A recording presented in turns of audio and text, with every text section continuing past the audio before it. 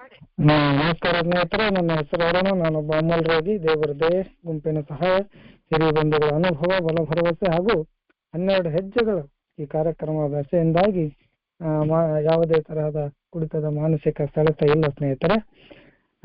ಮೊದಲಿಗೆ ನಿನ್ನೆ ಒಂದು ವಿಷಯಕ್ಕಾಗಿ ಕ್ಷಮೆ ಕೋರ್ತೀನಿ. ಗುಂಪಿನಲ್ಲಿ ಅದು ಹೇಳಿದ್ದೆ ನಾನು ಮಧ್ಯಾಹ್ನ ಸರ್ಗೆ, ಯಾಕಂದ್ರೆ ಒಂದಿಷ್ಟು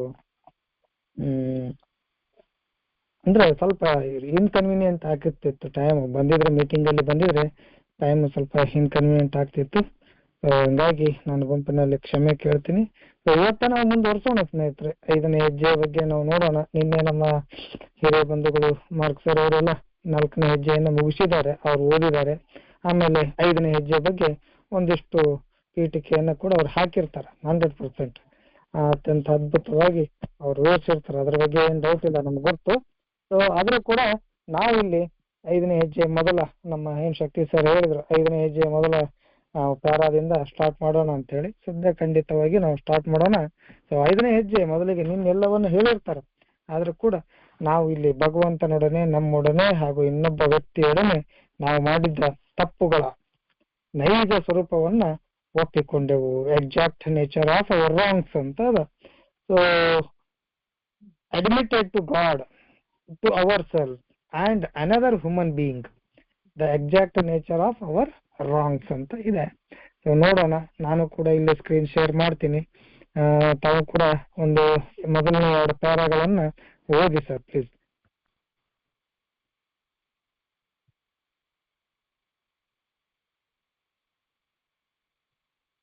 ನಮಸ್ಕಾರ ಬಂಧುಗಳೇ. 12 ಹೆಜ್ಜೆಗಳು ಮತ್ತು 12 ಪರಂಪರೆಗಳು, ಪುಟ ಸಂಖ್ಯೆ 52.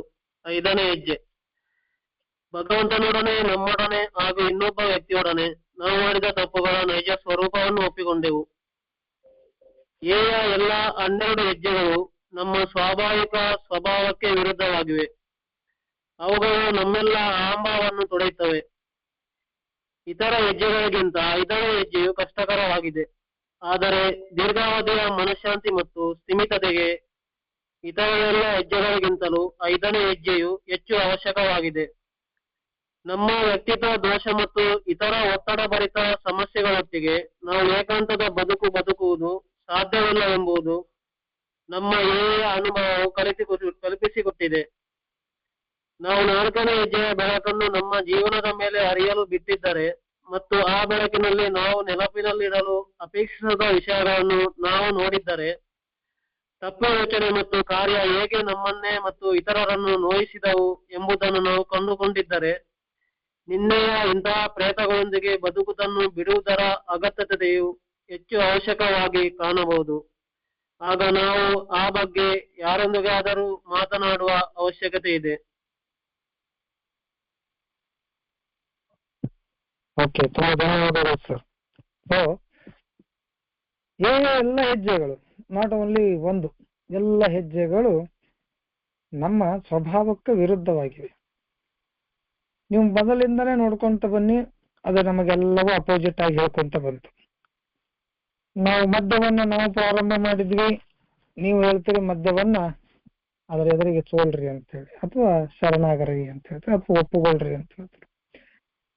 ನೀವೇನ್ರ ಟ್ರೀಟ್ಮೆಂಟ್ ಕೊಡ್ತೀರ ಅಂತ ಹೇಳಿದ್ರೆ ನೀವು ಹೇಳ್ತೀರಿ ಇಲ್ಲಿ ಮಿಗಿಲಾದ ಶಕ್ತಿ ಐತಿ, ಅದು ಮಾತ್ರ ಸರಿ ಮಾಡಬಹುದು. ಇನ್ನು 3ನೇದ್ರಾಗ ಹೇಳ್ತೀರಿ ಎಲ್ಲ ಅವನ ಕಡೆ ತಿರುಗಿಸು. ಇನ್ನು 4ನೇದ್ರಾಗ ಹೇಳ್ತೀರಿ ಕುಡ್ತಕ್ಕ ಈ ಕ್ಯಾರೆಕ್ಟರ್ ಡಿಫೆಕ್ಟ್ಸಿಗೆ ಹೊಂದಾಣಿಕೆ ಮಾಡ್ತೀರಿ.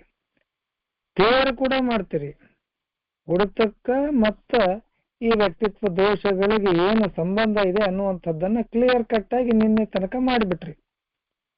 ವ್ಯಕ್ತಿತ್ವ ದೋಷಗಳಿಂದಾಗಿ ನಾನು ಹೆಚ್ಚಿಗೆ ಕೊಡದೇನೆ ಅನ್ನುವಂಥದ್ದನ್ನು ನಮಗೆ ನೀವು ಸಾಬೀತು ಮಾಡಿಬಿಟ್ರಿ. ಸರಿ, ನೀವು ಹೇಳಿದ ಪ್ರಕಾರ ನಾವೆಲ್ಲವನ್ನ ಲಿಸ್ಟ್ ಮಾಡಿದ್ವಿ, ಒಪ್ಕೊಂಡಿವಿ. ಮಾಡೋದ್ರಿಂದ ನಮಗೆ ಮನಃಶಾಂತಿ ಸಿಗ್ತದ ಅಂತ ಹೇಳಿದ್ರೆ ಮಾಡಿದ್ವಿ. ಅದೆಲ್ಲ ಓಕೆ, ಬರೀದು ಓಕೆ, ನಾನೇ ಬರೆದಿರ್ತೀನಿ, ಮತ್ತೆ ನನಗೇನು ಹೇಳ್ಕೊಳ್ಳೋದ್ರಂತ ಅವಶ್ಯಕತೆ ಇದೆ.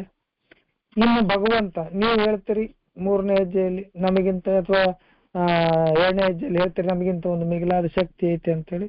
ಆ ಶಕ್ತಿ ಇದ್ರೆ ಎಲ್ಲವೂ ನೋಡ್ತಾನಲ್ಲ, ಮತ್ತೆ ನಾನು ಯಾಕೆ ಅವನ ಮುಂದೆ ಹೇಳಬೇಕು? ನಾನು ಬರ್ದಿದ್ದು ನೋಡ್ತಾನೆ, ನಾವು ಮಾಡಿದ್ದು ನೋಡಿದ್ದಾನೆ, ಆಲ್ರೆಡಿ ನೋಡಿದ್ದಾನೆ. ನಾನೇನು ತಪ್ಪುಗಳನ್ನು ಮಾಡೀನಿ, ಏನು ಚಲೋ ಕೆಲಸ ಮಾಡೀನಿ, ಅವೆಲ್ಲವನ್ನ ನೋಡೋಣವ. ಆದ್ರೂ ಕೂಡ ನೀವು ಬರಿ ಅಂತ ಹೇಳಿದ್ರಿ, ಬರೆದ ನಂತರ ಇದನ್ನ ನೀವು ಇನ್ನೊಬ್ಬರ ಮುಂದೆ ಹೇಳಿ ಅಂತಂದಾಗ ನಮ್ಮ ಅಪೋಸಿಟ್ ಇದು ಫುಲ್ ಸ್ಟೆಪ್ 12ರ ಮಠ ಕೂಡ ನಾವು ಅಪೋಸ್ ಮಾಡ್ತೀವಿ ಫಸ್ಟ್ಗೆ. ಪ್ರತಿಯೊಬ್ಬರು ಎದಕ್ಕೆ ಬೇಕ್ರಿ ಇದು, ನೀವು ಹೇಳೋದು ಕೆಲಸ ಆಗೋದಿಲ್ಲ, ನೀವು ಉಲ್ಟಾ ಹೇಳ್ತಾ ಇದ್ರಿ. ಯಾಕಂದ್ರೆ ಇದು ಕಾರ್ಯಕ್ರಮನ ಉಲ್ಟಾ ಹೇಳ್ತದ. ನಮ್ಗೆ ನಾವು ಏನ್ ಮಾಡ್ಬೇಕಂತ ಬಯಸ್ತೀವಿ ಅದನ್ನ ಮಾಡ್ಬೇಡ ಅಂತ ಹೇಳ್ತೈತಿ. ನಾವು ಏನ್ ಮಾಡಬಾರ್ದು ಅಂತೀವಿ ಅದನ್ನ ಮಾಡಂತ ಹೇಳ್ತೈತಿ. ನಮಗೂ ಕೂಡ ಅಷ್ಟೇ 4ನೇ ಹೆಜ್ಜೆ ಮಾಡ್ಬೇಕಂತ ಏನಿರ್ಲಿಲ್ಲ, ಆದ್ರೂ ಮಾಡಂತ ಹೇಳ್ತು. ಬರಿಬೇಕಂತ ಏನಿರ್ಲಿಲ್ಲ, ಲೀಗಲ್ ಒಂಥರ ಡಾಕ್ಯುಮೆಂಟ್ ಇದ್ದಂಗಿದು, ಡಾಕ್ಯುಮೆಂಟೇಶನ್. ನಮ್ಮದೇ ಒಂದು ಆಟೋಗ್ರಾಫ್, ಏನು ಬಯೋಗ್ರಾಫ್ ಬರ್ದಂಗಿದು, ನಮ್ಮದೇ ಬರ್ದಂಗ ಕಥೆಯನ್ನ. ಆದ್ರೂ ಕೂಡ ಬರ್ದ್ವಿ. ಬರ್ದ ಮ್ಯಾಗ ಸುಮ್ನೆ ಇಡೋದು ಬಿಟ್ಟು ಇದನ್ನು ನೋಡಿದ್ರೆ ನೀವು ಭಗವಂತನೊಡಗನೆ ಹೇಳ್ಕೊಡ್ರಿ, ನಮ್ಮೊಡನೆ ಹೇಳ್ಕೊಡ್ರಿ, ಮತ್ತೊಮ್ಮೆ ಇನ್ನೊಬ್ಬ ವ್ಯಕ್ತಿಯೊಡನೆ ಅದು ಹೇಳ್ಕೊಡ್ರಿ ಅಂತಂದಾಗ ಇಲ್ಲಿ ನಮ್ಗೆ ಇವೆಲ್ಲವೂ ನಮ್ಮ ಸ್ವಭಾವಕ್ಕೆ ವಿರುದ್ಧನೇ. ಬೇಕಾಗಿಲ್ಲಪ್ಪ, ಇದೆಲ್ಲ ಯಾಕೆ ಬೇಕು? ಇವೆಲ್ಲವೂ ಏನಾಗ್ತದೆ, ನಮ್ಮ ಅಹಂಭಾವನ್ನ ತೊಡುತ್ತವೆ. ಅದು ಹೇಳ್ತಾರೆ ಡಿಫ್ಲೈಟ್ ಅವರ್ ಈಗೋಸ್ ಅಂತ ಹೇಳ್ತಾರೆ. ನಮ್ಮಲ್ಲೇನು ಈಗೋಸ್ ಇತ್ತು, ನಮ್ಮಲ್ಲೇನು ಅಹಂಕಾರ ಇತ್ತು, ನಮ್ಮಲ್ಲೇನು ಸ್ವಾಭಿಮಾನ ಅಂತ ಹೇಳಿ ಅದಕ್ಕೆ ಹೆಸರು ಕೊಟ್ಟಿದ್ವಿ. ಸೆಲ್ಫ್ ಪ್ರೈಡ್ ಅಂತ ಏನ್ ಹೆಸರು ಕೊಟ್ಟಿದ್ವಿ, ನಾವು ಹೆಸರು ಕೊಟ್ಟಿದ್ವಿ ಅದು ನಮ್ದು ಸ್ವಾಭಿಮಾನ ಇದು ಅಂತ ಹೇಳಿ. ಆದ್ರೆ ಅಹಂ ಅದು ನಮಗೆ ಗೊತ್ತಿರಲಿಲ್ಲ. ಬಟ್ ಆದ್ರೂ ಕೂಡ 4ನೇ ಹೆಜ್ಜೆ ಒಳಗೆ ನಮ್ಗೆ ಗೊತ್ತಾಗೈತೆ ಅಹಂ ಅನ್ನೋದು. ಸೊ ಇಂಥ ನಮ್ಮ ಅಹಮ್ಮನ್ನ, ನಮ್ಮ ಈಗೋವನ್ನ ಇದು ಡಿಫ್ಲೈಟ್ ಮಾಡ್ತದೆ, ಅಂದ್ರೆ ಹವಾ ತೆಗಿತೈತಿ ಇದು. ಸೊ ನನ್ನ ಅಹಂಕಾರ ಅಥವಾ ನನ್ನಲ್ಲಿರುವಂತಹ ಅಹಂಭಾವವನ್ನ ತೆಗಿಲಿಕ್ಕೆ ಇದು ಬಹಳ ನಮಗ ತೊಂದರೆ ಉಂಟು ಮಾಡ್ತದೆ. ಬಹಳ ಸರಳ ಅನ್ಸಂಗಿಲ್ಲ ಇದು. ಸೊ ಹಿಂಗಾಗಿ ಹೇಳ್ತಾರೆ, ಇದು ಏನಪ್ಪಾ ಅಂತಂದ್ರೆ ಇತರ ಎಲ್ಲಾ ಹೆಜ್ಜೆಗಳಿಗಿಂತ ಇದು ಕಷ್ಟಕರ. 4 ಒಪ್ಕೊಂಡಿವಿ ನಾವು, ಏನೋ ಕನ್ವಿನ್ಸ್ ಮಾಡಿದ್ರಿ ನೀವು, ಸರಿ ಅಂತ ಒಪ್ಕೊಂಡಿವಿ, ಆಯ್ತು ಅಂತ ಮಾಡಿದ್ವಿ. ಬಟ್ 5ನೇದು ಅಷ್ಟು ಸರಳ ಇಲ್ಲ. ಅದರಲ್ಲೂ ಕೂಡ 2 ಪಾರ್ಟನ್ನ ನಾನು ಒಪ್ಕೋಬಹುದಾದ್ರೆ ಇನ್ನೊಂದು ಪಾರ್ಟನ್ನ ಮಾತ್ರ ಒಪ್ಕೊಳಕ್ ನಾನು ರೆಡಿ ಆಗೋದಿಲ್ಲ. ಒಂದು ಪಾರ್ಟ್ ಭಗವಂತನೊಡನೆ ನಾವು ಅರ್ಥ ಮಾಡಿಕೊಂಡಂತ ಭಗವಂತನೊಡನೆ, 2ನೇದು ನನ್ನೊಡನೆ ನಾನು. ಓಕೆ, ನನ್ನೊಡನೆ ನಾನು ಅಂದ್ರೆ ನಾನೇ ಮಾಡಿದ್ದು ನನಗೆ ಗುರ್ತಾದ, ಆದ್ರೂ ಕೂಡ ಇನ್ನೊಮ್ಮೆ ಹೇಳ್ಕ ಅಂತಿರಲ್ಲ, ಸರಿ ರಿಪೀಟ್ ಮಾಡ್ತೀನಿ, okay no problem. But when it comes to another human being, ಇನ್ನೊಬ್ಬ ಮನುಷ್ಯನೊಡನೆ ಅಥವಾ ಇನ್ನೊಬ್ಬ ಮಾನವನೊಡನೆ, ಇವು ನಾವು ಏನು exact nature of our wrongs ಅಂತ ನಾವು ಮಾಡಿದ್ದ ಎಲ್ಲ ನೈಜ ಸ್ವರೂಪವನ್ನು, ತಪ್ಪುಗಳ ನೈಜ ಸ್ವರೂಪ ಏನಿತ್ತು ಅದನ್ನು ಹೇಳ್ಕೊ ಅಂತಂದಾಗ ಇದು ಬಹಳ ಕಷ್ಟ ಆಗ್ತದೆ ಸ್ನೇಹಿತರೆ, ಭಯಂಕರ ಕಷ್ಟಕರ ಇದು. ಆದರೆ ಅಲ್ಲಿ ಹೇಳ್ತಾನ, ಆದರೆ ನೀವು ಹೇಳ್ಕೊಳ್ಳೋದೆಲ್ಲ ಸರಿ, ನೀವು ಮಾತಾಡೋದೆಲ್ಲ ಸರಿ, ನೀವು ವಾದ ಮಾಡೋದೆಲ್ಲ ಸರಿ, ಇದು ಹೆಜ್ಜೆ ಪ್ರಾರಂಭ ಆಗುವುದಕ್ಕಿಂತ ಮೊದಲಿಗೆ ನೀವೆಲ್ಲ ಅಪೋಸ್ ಮಾಡೋದೇ ಕರೆ, ನಮ್ಗೆ ಗುರ್ತದ. ಆದ್ರೆ ಹೆಜ್ಜೆ ಮುಗಿಲಿಕ್ಕೆ ಬಂದಾಗ 100% ನೀವು ರೆಡಿ ಆಗ್ತೀರಾ, ಇದು ನಮಗ್ ಗುರ್ತು ಅಂತ ಹೇಳ್ತಾರ ಅವ್ರು. ಅದು ಗುರ್ತ ಅವ್ರಿಗೆ. ನಮ್ಮನ್ನ ಕನ್ವಿನ್ಸ್ ಮಾಡ್ಲಿಕ್ಕೆ ಎಲ್ಲಿ ಏನು ಹೆಜ್ಜೆಗಳದಾವ್ ಬಹಳ ಅದ್ಭುತವಾಗಿ ಮಾಡಿದಾರ ಅವರು. ನೀನ್ ಎಷ್ಟು ಒಲ್ಲ ಅಂತ ದೂರ ಹೋಗ್ತೀಯ ಅಷ್ಟು ನಿನ್ನನ್ನು ಹತ್ರ ಹತ್ರ ಹತ್ರ ಅಂತ ಕರಿತಾವು, ಬಿಡುದಿಲ್ಲ ಅವು. ಲೆಕ್ಕದ ಮಾಡ್ರಿ ನೀವು, ಬಿಡುದಿಲ್ಲ ಅವು. ಹಿಂಗಾಗಿ ಹೇಳ್ತಾರ ಅಲ್ಲಿ ಎದಕ್ಕೆ ಬೇಕು ಇವು ನಮಗಂತಂದಾಗ ದೀರ್ಘಾವಧಿಯ ಮನಃಶಾಂತಿ. ದೀರ್ಘಾವಧಿಯ ಮನಃಶಾಂತಿ ಬೇಕಾ? ಎದಕ್ಕೆ ಬಂದಿ ಕಾರ್ಯಕ್ರಮದಲ್ಲಿ? ಕುಡ್ತಾ ಬಿಟ್ಟಿರಾಕ್ ಬಂದಿಯಾ? ಕುಡ್ತಾ ಬಿಟ್ಟಿದ್ರೆ ಸಾಕಾ? ಹಂಗೇನ್ರಿ ಯೋಚನೆ ಮಾಡಿದ್ರೆ ತಪ್ಪು, 100% ತಪ್ಪು. ಕುಡ್ತವನ್ನ ನೀವು ಇಲ್ಲಿ ಬಂದು ಬಿಟ್ಟು ನಾನು ಇಲ್ಲಿ ನಿಂದಿರ್ತೀನಿ ಅಂದ್ರೆ ಅದನ್ನ ಬರಕ್ ಹೋಗ್ಬಿಡ್ರಿ. ಎದಕ್ ಬೇಕು? ಕುಡ್ತಾ ಎಲ್ಲಿ ಬೇಕಾದ್ರೆ ಬಿಡ್ಬೋದು, ಏನ್ ತೊಂದ್ರೆ ಇಲ್ಲ. ಸಾಕಷ್ಟು ದಾರಿಗಳು ಅದಾವ. ಆಲ್ಕೋಹಾಲಿಕ್ಸ್ ಅನಾನಿಮಸ್ ನಲ್ಲಿ ಮಾತ್ರ ಬಿಡಿಸ್ತೀವಂತ ಏನಿಲ್ಲ. ಸೊ ಅದನ್ನ ಹೇಳ್ತಾರ ಅವ್ರಿಗೆ. ನಿಮಗೆ ಇದಕ್ಕಿಂತ ಹೆಚ್ಚಿಂದ ಏನೋ ಬೇಕು. ಕುಡಿತದಿಂದ ದೂರ ನಿಲ್ಲುವುದು, ಸ್ಥಿಮಿತತೆಯಿಂದ ಜೀವನ ಮಾಡುವುದಷ್ಟೇ ಅಲ್ಲ, ಅದರ ಆಚೆ ಬಿಯಾಂಡ್ ದಟ್ ನಿಮಗೇನೋ ಬೇಕು, ಅದನ್ನ ನಾವಿಲ್ಲಿ ಹೇಳ್ತೀವಿ ನೋಡ್ರಿ ಅಂತ ಹೇಳ್ತಾರ ಅವ್ರು. ನಮಗಾಗಿದೆ ಇದು, ನಾವು ಕೂಡ ಹಿಂಗ ಅನ್ಕೊಂಡಿದ್ವಿ ಅಂತ ಹೇಳ್ತಾರ. Step is more necessary to long time sobriety, long time ಅಥವಾ long term sobriety and a peace of mind. ಮನಃಶಾಂತಿ ಬೇಕಾ? ಈ ಏನು ಸ್ಥಿಮಿತತೆ ಇವತ್ತು ಪಡ್ಕೊಂಡಿರಿ, ಇದು ನಿರಂತರವಾಗಿ ಜೀವನದ ಕೊನೆಯ ಉಸಿರಿರುವ ತನಕ ನಿರಂತರತೆಯಿಂದ ಈ ಸ್ಥಿಮಿತತೆ ಬೇಕಾ? ಎಲ್ಲದಕ್ಕಿಂತ ಹೆಚ್ಚಾಗಿ ನೆಮ್ಮದಿ, ಮನಃಶಾಂತಿ, ಪ್ರಶಾಂತತೆ ಅಂದ್ರೇನು? ಅಂದ್ರೇನು? ಪ್ರಥಮ ಅಂದ್ರೆ ನಾನು. ವೈಯಕ್ತಿಕವಾಗಿ ನನಗೆ ಬೇಕಾದಂಥದ್ದು ಪ್ರಶಾಂತತೆ, ಮತ್ತೊಬ್ಬರಿಗೆಲ್ಲ ಶಾಂತತೆಯನ್ನು ಕೊಡುದು, ಮತ್ತೊಬ್ಬರಿಗೆಲ್ಲ ಪ್ರಶಾಂತತೆ ಅಂದ್ರೆ ನನಗೆ ಪ್ರಥಮ ನನಗೆ ಪ್ರಶಾಂತತೆ ಬೇಕಾಗೈತಿ, ನನ್ನೊಳಗಿರುವಂತ ಆತ್ಮಕ್ಕೆ ಪ್ರಶಾಂತತೆ ಬೇಕಾಗೈತಿ, ಶಾಂತತೆ ಬೇಕಾಗೈತಿ. ಹಿಂಗಾಗಿ ಮೊದಲು ಏನು ಪ್ರಶಾಂತತೆ ಅಂತ ಅದು ನನಗೆ ಬೇಕು. ಇದೆಲ್ಲವೂ ಬೇಕು ಅಂತಂದ್ರ ಈ ಎಲ್ಲ ಇತರ ಹೆಜ್ಜೆಗಳಿಗಿಂತ 5ನೇ ಹೆಜ್ಜೆ ಅತಿ ಅವಶ್ಯಕವಾಗಿದೆ, ಅತಿ ಅವಶ್ಯಕ. ನಮಗೆ ಗುರ್ತು ಇರದೇ ನಾವು 1, 2, 3 ಮಾಡಿ ಇಲ್ಲಿ ಬಂದು ಕೂತೀವಿ, 4ನೇದಷ್ಟು ಕೆಲಸ ಮಾಡೀವಿ, 5ನೇದು ಒಂದಿಷ್ಟು ಕೆಲಸ ಮಾಡೋದು ಇರ್ತದ, ಮುಂದೆ 9ರಾಗ ಒಂದಿಷ್ಟು ಕೆಲಸ ಮಾಡೋದು ಇರ್ತದ, ಮಾಡೋಣ, ಇಲ್ಲಂತಲ್ಲ. ಆದ್ರೆ ಇದು ಅತ್ಯಂತ ಅವಶ್ಯಕವಾದ ಹೆಜ್ಜೆ ಆಗಿದೆ. ಯಾರು ಹೇಳ್ತಿದ್ರು ಬೆಳಗ್ಗೆ, ನನಗೆ ನಮ್ಮ ಸ್ನೇಹಿತರೊಬ್ರು ಹೇಳ್ತಾ ಇದ್ರು, 12ನೇ ಒಂದು ಹೆಜ್ಜೆ ಒಂದು ಮಾಡಿಬಿಡಿ ಮರ, ಉಳಿಸಿದ್ದೆಲ್ಲ ಬೇಡ ಅಂತ ಏನು ಹೇಳ್ತಿದ್ರಂತ. ಅಂತವೆಲ್ಲ ಕೇಳಿದಾಗ ಕೆಲವೊಮ್ಮೆ ಕಸಿವಿಸಿ ಆಗ್ತವೆ.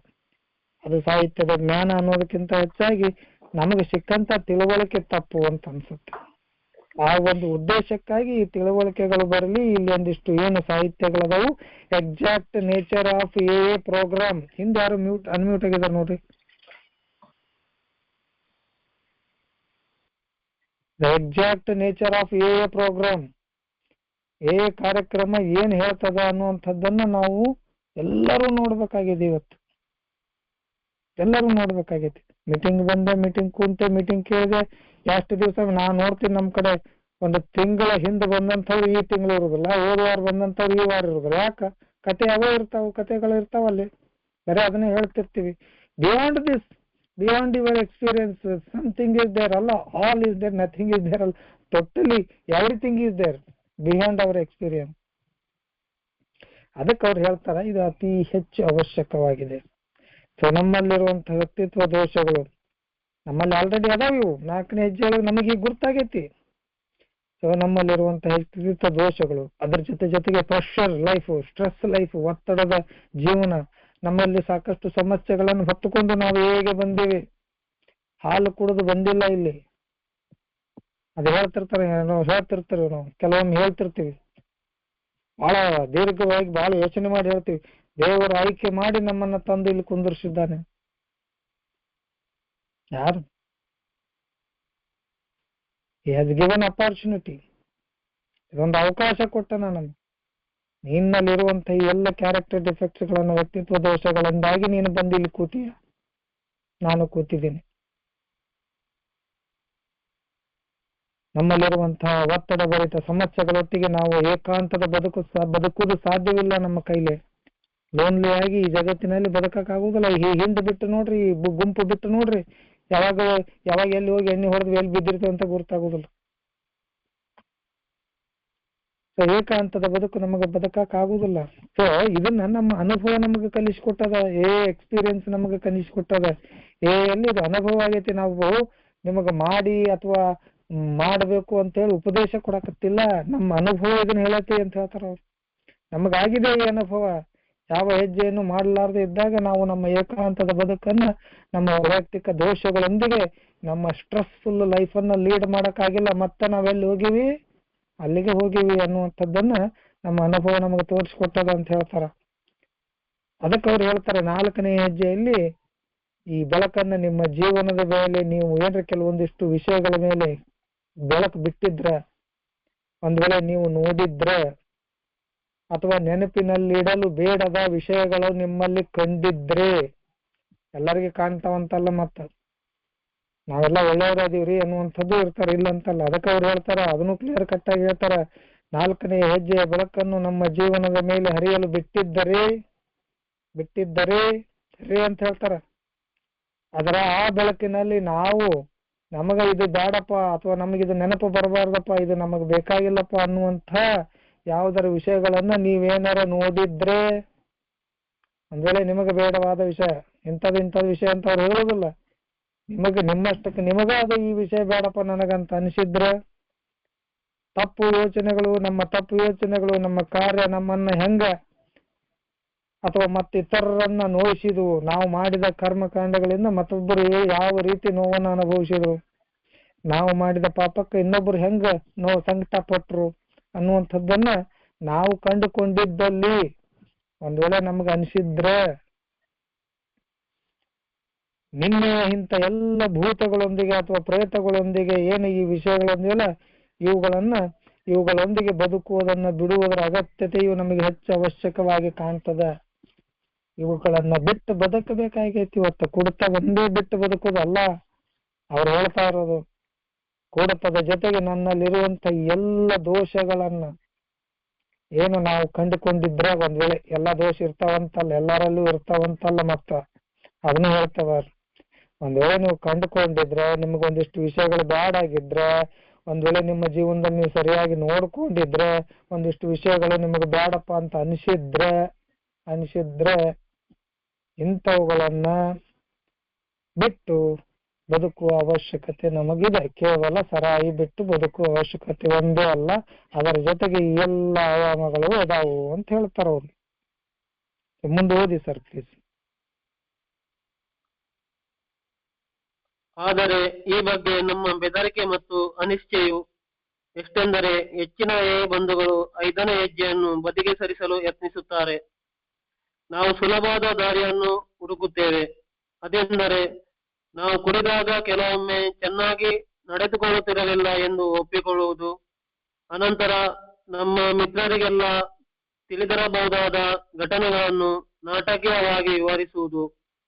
ಆದರೆ ನಮ್ಮನ್ನು ನಿಜವಾಗಿಯೂ ತೊಂದರೆಗೊಳಪಡಿಸುತ್ತಿರುವ ವಿಷಯಗಳ ಬಗ್ಗೆ ನಾವು ಏನೂ ಹೇಳುವುದಿಲ್ಲ. ಕೆಲವು ಅಪಮಾನಕರ ಮತ್ತು ನಿರಾಶಾದಾಯಕ ಘಟನಾವಳಿಗಳು ಯಾರೊಂದಿಗೂ ಹಂಚಿಕೊಳ್ಳತಕ್ಕವಲ್ಲ ಎಂದುಕೊಳ್ಳುತ್ತೇವೆ. ಅವುಗಳು ನಮ್ಮದೇ ಗುಟ್ಟುಗಳಾಗಿ ಉಳಿಯಬೇಕು. ಯಾರಿಗೂ ಅವುಗಳ ಬಗ್ಗೆ ತಿಳಿಯಬಾರದು. ಅವುಗಳು ನಮ್ಮೊಂದಿಗೆ ಸ್ಮಶಾನಕ್ಕೆ ಹೋಗಬೇಕು ಎಂದು ನಾವು ಆಶಿಸುತ್ತೇವೆ.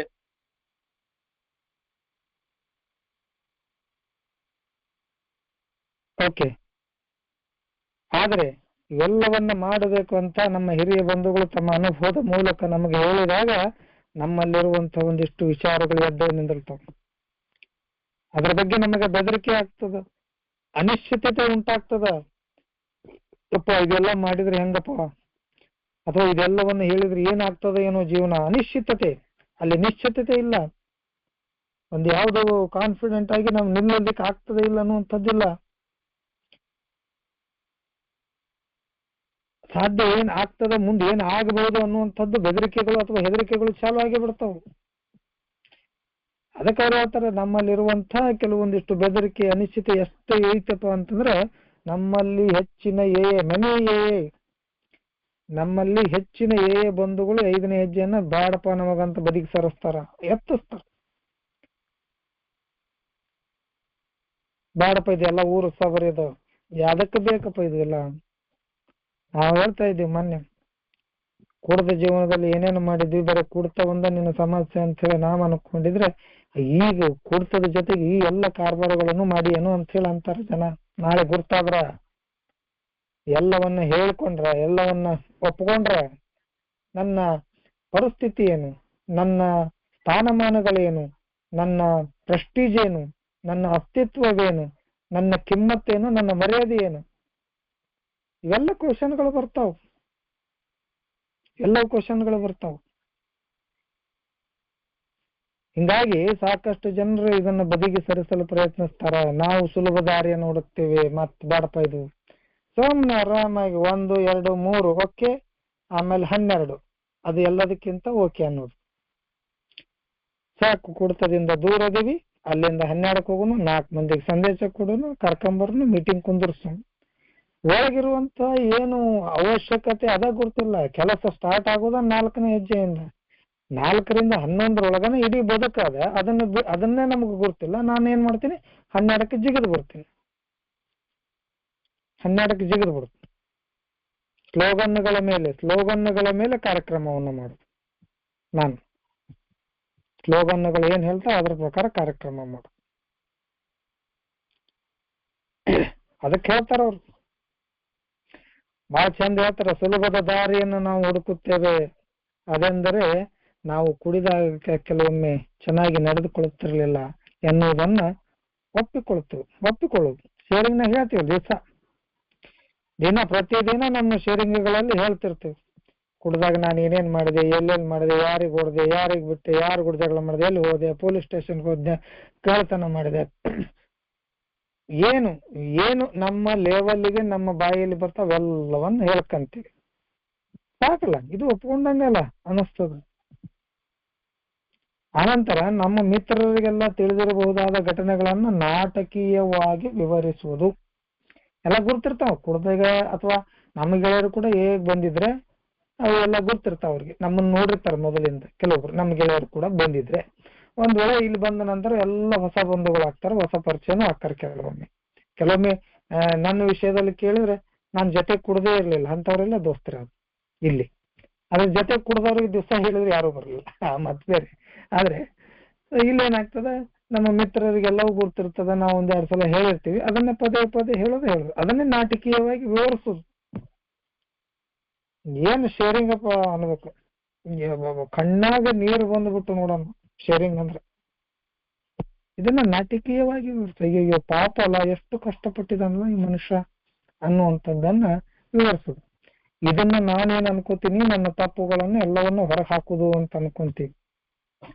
ಹಾಕಬೇಕಾಗಿದ್ದು ಬೇರೆನೇ ಅದ, ಹೊರಗಡೆ ಹಾಕಬೇಕಾಗಿದ್ದು ಬೇರೆನೇ ಅದ. ನಮ್ಮಲ್ಲಿರುವಂತ ಅಥವಾ ನಮ್ಮ ಆತ್ಮವನ್ನ ಸುಡುತ್ತಿರುವ ವಿಷಯಗಳೇ ಬೇರೆ. ಸೂಪರ್ಫಿಷಿಯಲಿ ಮ್ಯಾಗ ಒಂದ್ 4 ಬಬಲ್ಗಮ್ ಹೋಗದಂಗ ಹೋಗಿದೀವಿ. ಕುಡ್ದ್ನೆ, ಬಿದ್ನೆ, ಎದ್ನೆ, ರೊಕ್ಕ ತೊಡಗ್ ಮಾಡಿದ್ನೆ, ಹೆಂಡತಿ ಕೊಡದ್ನೆ, ಅದನ್ ಮಾಡಿದ್ನಿ, ಇದನ್ ಮಾಡಿದ್ನಿ. ಡೋಸ್ ಕೊಡೋದು ಮ್ಯಾಗಿ. ಒಳಗೆ ಸುಡ್ತಾ ಇರುವಂತ ವಿಷಯಗಳೇ ಬೇರೆ, ಅದಕ್ಕೆ ಬೇರೆನಾದವು. ಅವುಗಳ ಬಗ್ಗೆ ನಾವು ಬಾಯಿ ಬಿಡುದಿಲ್ಲ. ಕೆಲವು ಅಪಮಾನಕರ ಮತ್ತು ನಿರಾಶಾದಾಯಕ ಘಟನಾವಳಿಗಳು ಯಾರೊಂದಿಗೂ ಹಂಚಿಕೊಳ್ಳತಕ್ಕದ್ದಲ್ಲ.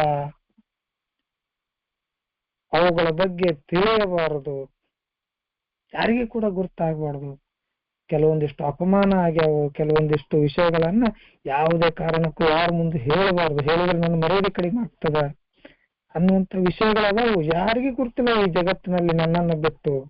ಅಂತ ವಿಷಯಗಳು ನನ್ನಲ್ಲೇ ಇರ್ಲಿ, ನಾನು ಸಾಯೋ ತನಕ ನನ್ನೊಳಗೆ ಇರ್ಲಿ, ನನ್ನ ಜೊತೆ ನನ್ನೊಂದಿಗೆ ಅವು ಮಣ್ಣಾಗಿ ಹೋಗ್ಲಿ. ಕೆಲವು ರಹಸ್ಯಗಳು ನನ್ನ ಜೊತೆ ನನ್ನೊಂದಿಗೆ ಮಣ್ಣಾಗಿ ಹೋಗ್ಲಿ ಅಂತೇಳಿ ನಾವು ಆಸೆ ಪಡ್ತೀವಿ. ಯಾಕೆ ಬೇಕಪ್ಪ? ಬಟ್ಟೆ ಸ್ವಲ್ಪ ಹರಿದದ, ಈಗ ಸಮಾಜ ನಮ್ಮನ್ನ ಬೇರೆ ರೀತಿಯಿಂದ ನೋಡ್ತದ, ಕುಟುಂಬದವ್ರು ನಮ್ಮನ್ನ ಬೇರೆ ರೀತಿ ನೋಡ್ತಾರ, ನಮ್ಮ ಜೊತೆ ಕೆಲಸ ಮಾಡೋರು ನಮ್ಮನ್ನ ಬೇರೆ ರೀತಿಯಿಂದ ನೋಡ್ತಾರ. ಅದರೊಳಗೆ ಇವೆಲ್ಲವನ್ನ ತೆಗೆದು ಸ್ವಲ್ಪ ಹರಿದ ಅಂಗಿಯನ್ನು ಇನ್ನಷ್ಟು ಹರಿದು ತೋರಿಸಿದ್ರೆ ನನ್ನ ಗತಿ ಏನಪ್ಪ ಅನ್ನುವಂತ ಹೆದರಿಕೆ ಉಂಟಾಗ್ತದೆ.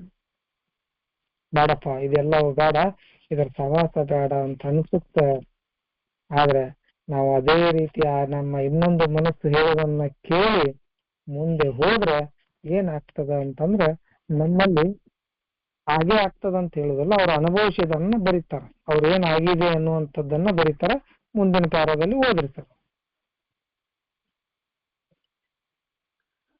ಆದರೂ ಎಯ ಅನುಭವದ ಪ್ರಕಾರ ಇದು ಬುದ್ಧಿಹೀನತೆ ಮಾತ್ರವಲ್ಲ, ವಿನಾಶಕಾರಿ ಆಗಬಹುದು. ನಮ್ಮ ದಿಕ್ಕೆಟ್ಟ ಅಭಿರುಚಿಗಳಿಗಿಂತ 5ನೇ ಹೆಜ್ಜೆಯನ್ನು ತಪ್ಪಿಸಿಕೊಳ್ಳುವುದು ಹೆಚ್ಚು ಅಪಾಯಕಾರಿಯಾಗಬಹುದು. ಕೆಲವರಿಗೆ ಸಮಚಿತ್ತದಿಂದ ಇರುವುದು ಸಾಧ್ಯವಾಗದು, ಇನ್ನು ಕೆಲವರು ಆಗಾಗ್ಗೆ ಜಾರಿ ಬೀಳಬಹುದು. ವರ್ಷಾಂತರಗಳಿಂದ ಸಮಚಿತ್ತದಿಂದ ಇದ್ದೂ ಸಹ 5ನೇ ಹೆಜ್ಜೆಯನ್ನು ತಪ್ಪಿಸಿಕೊಂಡ ಅಭ್ಯಾಸಿಗಳು ಅದಕ್ಕೆ ತಕ್ಕ ಬೆಲೆ ತೆರಬೇಕಾಗಬಹುದು. ತಮ್ಮ ಭಾರವನ್ನು ತಾವೊಬ್ಬರೇ ಹೊತ್ತುಕೊಳ್ಳಲು ಅವರು ಹೇಗೆ ಪ್ರಯತ್ನಿಸಿದರು ಎಂಬುದನ್ನು ಹೇಳಬಹುದು. ಆ ಮೂಲಕ ಅವರು ಎಷ್ಟು ಕಾತರ, ಕಳವಳ, ಖಿನ್ನತೆ ಇತ್ಯಾದಿಗಳನ್ನು ಅನುಭವಿಸಬೇಕಾಯಿತು ಎನ್ನುವುದನ್ನು ತಿಳಿಸಬಹುದು. ತಮ್ಮಲ್ಲೇ ಅವಿತರಿಸಿದ ವ್ಯಕ್ತಿತ್ವ ದೋಷಗಳನ್ನು ಇತರರಲ್ಲಿ ಆರೋಪಿಸಿದರು. ಇತರರ ತಪ್ಪುಗಳನ್ನು ತೋರಿಸುವುದರಿಂದ ತಮಗೆ ಉಪಶಮನ ಸಿಗುವುದಿಲ್ಲ ಎಂಬುದನ್ನು ಕಂಡುಕೊಂಡರು. ಪ್ರತಿಯೊಬ್ಬರು ಅವರವರ ತಪ್ಪುಗಳನ್ನಷ್ಟೇ ಒಪ್ಪಿಕೊಳ್ಳಬಹುದು.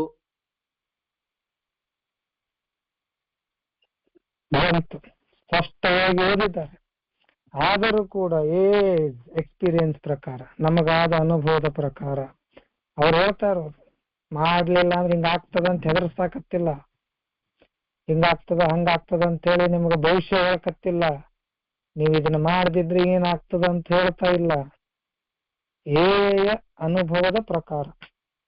ಯಟ್ ಇಫ್ ಆದರೂ age experience means anything at all, ಇದು ಕೇವಲ ಬುದ್ಧಿಹೀನತೆ ಮಾತ್ರವಲ್ಲ, ವಿನಾಶಕಾರಿಯೂ ಆಗಬಹುದು. This is not only unwise but is actually a perilous resolve. ಬಹಳ ವಿನಾಶಕಾರಿ ಆಗ್ತದೆ ಇದು ಅಂತ ಹೇಳ್ತಾರೆ. ನಮ್ಮ ದಿಕ್ಕೆಟ್ಟ, ನಮ್ಮಲ್ಲಿರುವಂತ ಯಾವುದೇ ದಿಕ್ಕುಗಳು ಇಲ್ಲದೆ ಇರುವಂತಹ ಆಸೆಗಳಿಗೆ, ಅಭಿರುಚಿಗಳಿಗೆ, ಅವುಗಳಿಗಿಂತ 5ನೇ ಹೆಜ್ಜೆಯನ್ನು ತಪ್ಪಿಸಿಕೊಳ್ಳುವುದು ಹೆಚ್ಚು ಅಪಾಯಕಾರಿ ಆಗಬಹುದು. ನಮ್ಮ ದಿಕ್ಕೆಟ್ಟ ಅಭಿರುಚಿಗಳು ಯಾವುವು? ಅದೇ ಸರಾಯಿ ಹಿಡ್ಕೊಳ್ರಿ, ಉಳಿದಿದ್ದೆಲ್ಲವನ್ನ ತಗೊಳ್ರಿ. ನೀವು ನಮ್ಮಲ್ಲಿ ಏನೇನು ಹೆಚ್ಚಿದೆ ಅನ್ನುವಂಥದ್ದು 4ನೇ ಹೆಜ್ಜೆಯಲ್ಲಿ ಬರ್ದಿರ್ಲ, ಅದನ್ನ ತಗೊಳ್ರಿ. ಕೋಪ ಇರ್ಲಿ, ದ್ವೇಷ ಇರ್ಲಿ, ಅಹಂಕಾರ ಇರ್ಲಿ, ವೈಯಕ್ತಿಕ ಸಂಬಂಧಗಳ ಬಗ್ಗೆ ಇರ್ಲಿ, ಅವೆಲ್ಲ ಏನು ದಿಕ್ಕೆಟ್ಟ ಅಭಿರುಚಿಗಳಿದ್ವಲ್ಲ, ಇವುಗಳಿಗಿಂತ 5ನೇ ಹೆಜ್ಜೆಯನ್ನು ತಪ್ಪಿಸ್ಕೊಳ್ಳೋದು ಹೆಚ್ಚು ಅಪಾಯಕಾರಿ. ಅವುಗಳನ್ನ ತಪ್ಪಿಸ್ಕೊಂಡಿವಿ, ಅವುಗಳನ್ನು ತಪ್ಪಿಸ್ಕೊಳಕತ್ತೀವಿ ಇಲ್ಲಿ ಬಂದ ನಂತರ. ಕುಡಿತವನ್ನ ದೂರ ನಿಂತೀವಿ, ಉಳಿದ ವಿಷಯಗಳಲ್ಲಿ ಸ್ವಲ್ಪ ತಹಗದಿಗೆ ಬಂದೀವಿ. ಅವುಗಳಿಗಿಂತ ಹೆಚ್ಚಾಗಿ ಡೇಂಜರ್ ಏನಪ್ಪಾ ಅಂದ್ರೆ 5ನೇ ಹೆಜ್ಜೆಯನ್ನ ತಪ್ಪಿಸಿಕೊಳ್ಳೋದು ಅಂತ ಹೇಳ್ತಾರೆ ಅವರು. ಉಳಿದ ಎಲ್ಲ ಅಭಿರುಚಿಗಳಿಗೆ, ದಿಕ್ಕೆಟ್ಟ ಅಭಿರುಚಿ ಅಂದ್ರೆ ಯಾವುದೇ ದಿಕ್ಕು ದಶೆ ಇಲ್ಲದೆ ನಮ್ಮ ಕುದುರೆ ಹೆಂಗ್ ಓಡ್ತಿತ್ತಲ್ಲ, ಅದೆಲ್ಲ ಆಸೆಗಳಿಂದ ತಪ್ಪಿಸ್ಕೊಳ್ಳೋದಕ್ಕಿಂತ ಇದು ತಪ್ಪಿಸ್ಕೊಳ್ಳೋದು ಬಹಳ ಡೇಂಜರು ಅಂತ ಹೇಳ್ತಾರೆ. ಕೆಲವರಿಗೆ ಇದರಿಂದಾಗಿ ಸಮಚಿತ್ತತೆಯಿಂದ ಇರುವುದು ಸಾಧ್ಯವಾಗದು. ಕೆಲವರು ಡುಮ್ಕಿ ಹೊಡಿತೀವಿ, ಇನ್ನು ಕೆಲವರು ಆಗಾಗ್ಗೆ ಜಾರಿ ಬೀಳ್ತಿರ್ತಾರೆ. ರಿಪೀಟೆಡ್ಲಿ ಬರುದು ಹೋಗುದು 3 ತಿಂಗಳ 6 ತಿಂಗಳು ಇರುವುದು, ಮತ್ ಕುಡಿದು, ಮತ್ತೆ ಹೇಗೆ ಬರುದು, ಮತ್ 3 ತಿಂಗಳ 6 ತಿಂಗಳು ಇರುವುದು, ಮತ್ ಕುಡಿದು. ಹಂಗ ಬಹಳ ಮಂದಿ ನೋಡ್ತೀವಿ ನಾವು. ವರ್ಷಾಂತರಗಳಿಂದ ಸಮಚಿತ್ತತೆಯಿಂದ ಇದ್ದು ಸಹ 5ನೇ ಹೆಜ್ಜೆಯನ್ನು ತಪ್ಪಿಸಿಕೊಂಡ ಅಭ್ಯಾಸಗಳು ಅದಕ್ಕೆ ತಕ್ಕ ಬೆಲೆ ತರಬೇಕಾಗಬಹುದು. ಇದು ಕೇವಲ ಹೊಸಬರಿಗಲ್ಲ, ಸ್ವಲ್ಪ ಸಮಯದಿಂದ ಸ್ಥಿಮಿತತೆಯಿಂದ ಇದ್ದವರಿಗಲ್ಲ. ಸಾಕಷ್ಟು ವರ್ಷಗಳ ಸ್ಥಿಮಿತತೆಯ ನಂತರವೂ ಕೂಡ ಈ ಹೆಜ್ಜೆಯನ್ನ ತಪ್ಪಿಸ್ಕೊಂಡಿದ್ರ ಅವ್ರಿಗೆ ಕೂಡ ಇದಕ್ಕೆ ಬೆಲೆ ತಟ್ತಾರ, ಅವರು ಕೂಡ ಬೆಲೆ ತಟ್ತಾರ ಅಂತ ಹೇಳ್ತಾರೆ.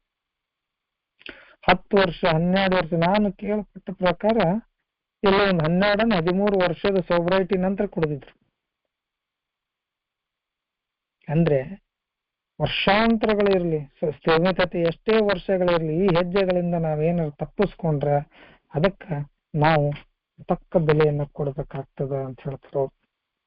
ತಕ್ಕ ಬೆಲೆ ಕೊಡ್ಬೇಕು. Old time, even old timer sober for a year often pay dearly for skipping the step. ಅವರು ಕೂಡ ಸಾಕಷ್ಟು ಬೆಲೆ ತಟ್ಟಿದ್ದಾರೆ ಇದಕ್ಕಂತ ಹೇಳ್ತಾರೆ. ತಮ್ಮ ಭಾರವನ್ನು ತಾವೊಬ್ಬರು ಹೊತ್ತುಕೊಳ್ಳಲು ಅವರು ಹೇಗೆ ಪ್ರಯತ್ನಿಸಿದರು ಅಂತ ಹೇಳಿ ಆಮೇಲೆ ಏನು ಬಿದ್ದು ಬರ್ತಾರಲ್ಲ ಅವಾಗ ಹೇಳ್ಬೋದು, ಎಲ್ಲವನ್ನ ನಾನು ಮ್ಯಾನೇಜ್ ಮಾಡ್ತೀನಿ ಅಂತ ಹೊರಟು ಬಿಡುದು. ಕುಡಿತವನ್ನು ನಿಲ್ತದ, ಉಳಿದಿದ್ದೆಲ್ಲವನ್ನ ಮ್ಯಾನೇಜ್ ಮಾಡ್ತೀನಿ ಅಂತ ಹೇಳಿ ಹೊರಡ್ತೀನಿ, ಆದ್ರೆ ಆಗುದಿಲ್ಲ. ನನಗ್ ಮ್ಯಾನೇಜ್ ಮಾಡಕ್ ಆಗುದಿಲ್ಲ, ಸೊ ನನ್ನ ಭಾರ ನನಗೆ ಹೊತ್ಕೊಳಕ್ ಆಗುದಿಲ್ಲ. ಈ ತರ ಮಾಡಕ್ ಹೋದಾಗ ನಮಗೇನಾಗ್ತದ, ನಾವು ಕಾತುರತೆ ಬೀಳ್ತೀವಿ, ಕಳವಳಕ್ಕೊಳಕಾಗ್ತೀವಿ, ಸಾಕಷ್ಟು ಟೆನ್ಷನ್ ಅನ್ನ ತಗೊಳ್ತೀವಿ, ಸ್ಟ್ರೆಸ್ ಅನ್ನ ತಗೊಳ್ತೀವಿ, ಏನಾಗ್ತದ ಏನು ಅನ್ನುವಂತ ಭಯಭೀತರಾಗಿ ಕಾಯ್ತೀವಿ. ಬಹಳಷ್ಟು ಇರಿಟೇಬಲ್ ಆಗ್ತೀವಿ. ಕಳವಳ ಅಂದ್ರೆ ಈ ಕಾತುರ ಅಂದ್ರೆ irritability. How much they suffered of irritability, anxiety and remorse. ಕಳವಳ, ಖಿನ್ನತೆಗೆ ಹೋಗ್ತೀವಿ. ಸಾಕಷ್ಟು ಮತ್ತೆ ವಾಪಸ್ ಇವನ್ನ ಅನುಭವಿಸ್ಬೇಕಾಗ್ತದ. ಇಂಥವನ್ನ ನಮ್ಮ ಹಿರಿಯ ಬಂಧುಗಳು ಹೇಳ್ತಾರೆ, ಒಮ್ಮೆ ಅನುಭವದಲ್ಲಿ ಬರ್ತಾವ. ಯಾಕೆ ತಾವು ಮತ್ತೆ ರಿಲ್ಯಾಕ್ಸ್ ಆದ್ವಿ ಅನ್ನುವಂಥದ್ದು ಬರ್ತಿರ್ತಾವ. ಇನ್ನೊಂದು ಹೇಳ್ತೇವೆ, ತಮ್ಮಲ್ಲಿ ಅವಿತರಿಸಿದ ವ್ಯಕ್ತಿತ್ವ ದೋಷಗಳನ್ನು ಇತರರ ಮೇಲೆ ಆರೋಪಿಸುವುದು. ನಮ್ಮಲ್ಲಿ ಏನದಾವ ಅವನು ಮತ್ತೊಬ್ಬರ ಮೇಲೆ ಹಾಕೋದು. unconsciously seeking relief. And how unconsciously seeking relief, they would sometimes access even their best friends of the every character defect they may themselves were trying to conceal. ಇಲ್ಲಿ ಹೇಳ್ತಾರ, ತಮ್ಮಲ್ಲಿ ಅವತಿರ್ತವೆ ಅಥವಾ ನಮ್ಮಲ್ಲಿ ಅಡಗಿಸಿಟ್ಟುಕೊಂಡಂತಹ ವ್ಯಕ್ತಿತ್ವ ದೋಷಗಳನ್ನು ಇತರರಲ್ಲಿ ಆರೋಪಿಸುದು, ಇತರರ ತಪ್ಪುಗಳನ್ನ ತೋರಿಸುದು, ಅದರೊಳಗೆ ನಮಗ ಶಮನ ಸಿಗಲಿಲ್ಲ ಅಂತ ಹೇಳುದು, ಮತ್ತೊಬ್ಬರನ್ನ ತೋರಿಸಿ ಅವ ಹಿಂಗ ಇವ ಹಂಗ ಆಕಿ ಹಿಂಗ ಅವ ಹಂಗ ನಾನ್ ಚಲೋ ಇದೀನಿ ಅಂದ್ರೂ ಕೂಡ ನನ್ನಲ್ಲಿರುವಂತ ವ್ಯಕ್ತಿತ್ವ ದೋಷ ನಾನು ಕೊರಕ್ ಚಾಲು ಮಾಡ್ತೇನೆ. ಊರ್ ಮಂದಿ ಬಗ್ಗೆ ನಾನು ಕಾಮೆಂಟ್ ಮಾಡಬಹುದು, ಬಟ್ ನನ್ನಲ್ಲಿರುವಂತದ್ದು ಇಲ್ಲಿ ಕೂಡ ನಮಗೆ ಉಪಶಮನ ಸಿಗುವುದಿಲ್ಲ. ಅದಕ್ಕೆ ಹೇಳ್ತಾರ ಅವರು, ಪ್ರತಿಯೊರ್ವರು ಅವರವರ ತಪ್ಪುಗಳನ್ನಷ್ಟೇ ಒಪ್ಪಿಕೊಳ್ಳಬಹುದು. Everybody had to confess his own. ನಾವು ಮತ್ತೊಬ್ಬರ ತಪ್ಪುಗಳನ್ನ, ಮತ್ತೊಬ್ಬರ ವ್ಯಕ್ತಿತ್ವ ದೋಷಗಳನ್ನ ಎಬ್ಬಿಸಿ ಕುಂದ್ರಸಕ್ ಬಂದಿಲ್ಲ ಇಲ್ಲಿ. ನಾವು ನನ್ನ ವ್ಯಕ್ತಿತ್ವ ದೋಷಗಳನ್ನ, ನನ್ನ ತಪ್ಪುಗಳನ್ನ ತೆಗೆದು ನೋಡ್ಲಿಕ್ಕೆ ಬಂದೀನಿ. ಅವನ್ ಹಿಂಗ, ಇವನ್ ಹಂಗ, ಆಕಿ ಹಂಗ, ಅವ ಹಿಂಗ, ಹೆಂಡತಿ ಹಂಗ, ತಂದಿ ಹಿಂಗ, ತಾಯಿ ಹಿಂಗ, ಜನ ಹಿಂಗೆ, ದೋಸ್ತ್ರ ಹಿಂಗೆ, ನೀನ್ ಹೆಂಗಿದೆಯ ನೋಡ ಅನ್ನುವಂಥದ್ದು ಇಲ್ಲಿ ಹೇಳ್ತಾರ ಅವ್ರು. ನಾವು ನಮ್ಮದಷ್ಟ ನೋಡ್ಬೇಕು. ನಾವು ನಮ್ಮದನ್ನ ಬಿಟ್ಟು ಮತ್ತೊಬ್ಬರನ್ನ ನೋಡಿ ಅವ್ರದ್ದು ತಪ್ಪುಗಳಿಂದಾಗಿ ನಾನು ಈ ತರ ಮಾಡಿದೆ ಅನ್ನುವಂಥದ್ದು ಈ ಏನ್ ಹೇಳ್ತೀವಿ ಸಬ್ಲಿಮೇಷನ್ ಅಂತ ಹೇಳ್ತಾರೆ. ಇವೆಲ್ಲ ಡಿಫೆನ್ಸ್ ಮೆಕ್ಯಾನಿಸಮ್ ಅಂತ ಬರ್ತಾವ. ನಮ್ಮನ್ನ ನಾವು ಹೇಗೆ ಪ್ರೊಟೆಕ್ಷನ್ ಮಾಡ್ಕೋಬೇಕನ್ನುವಂಥದ್ದು ಕೆಲವೊಂದಿಷ್ಟು ಅಂಶಗಳು ನಮ್ಮಲ್ಲೇ ಕರಗತ ಮಾಡ್ಕೊಂಡ್ಬಿಟ್ಟಿರ್ತೀವಿ. ಸಬ್ಲಿಮೇಷನ್ ಮತ್ತೊಬ್ಬರ ಮ್ಯಾಗ ಹಾಕ್ಬಿಡು. ಮುಂದೆ ಏನಾಗ್ತದೆ ಓದಿ ಸ್ನೇಹಿತರೆ. ತನ್ನ ತಪ್ಪುಗಳನ್ನು ಇನ್ನೊಬ್ಬ ವ್ಯಕ್ತಿಯೊಡನೆ ಒಪ್ಪಿಕೊಳ್ಳುವ ಆಚರಣೆಯು ನಿಜವಾಗಿ ಬಹಳ ಪುರಾತನದ್ದು. ಪ್ರತಿ ಶತಕದಲ್ಲೂ ಅದರ ಮೌಲ್ಯವನ್ನು ಕಂಡುಕೊಳ್ಳಲಾಗಿದೆ ಮತ್ತು ನಿಜವಾದ ಆತ್ಮಿಕ ಹಾಗೂ ಧಾರ್ಮಿಕ ವ್ಯಕ್ತಿಗಳ ಜೀವನದ ವಿಶಿಷ್ಟ ಭಾಗವಾಗಿದೆ. ಇವತ್ತು ಧರ್ಮವಷ್ಟೇ ಈ ಸಂರಕ್ಷಕ ದೇಹವನ್ನು ಸಾರುವುದಲ್ಲ. ಮನಃಶಾಸ್ತ್ರಜ್ಞರು ಇಂತಹ ಇನ್ನೋರ್ವರೊಂದಿಗೆ ತನ್ನ ಸ್ವಭಾವ ದೋಷಗಳ ಚರ್ಚೆಯಿಂದ ದೊರೆಯುವ ಲಾಭದ ಬಗ್ಗೆ ಹೇಳುತ್ತಾರೆ. ಅಮಲರೋಗಗಳ ಮಟ್ಟಿಗೆ ಏಳಿಯು ಇನ್ನೂ ಮುಂದುವರಿಯುತ್ತದೆ.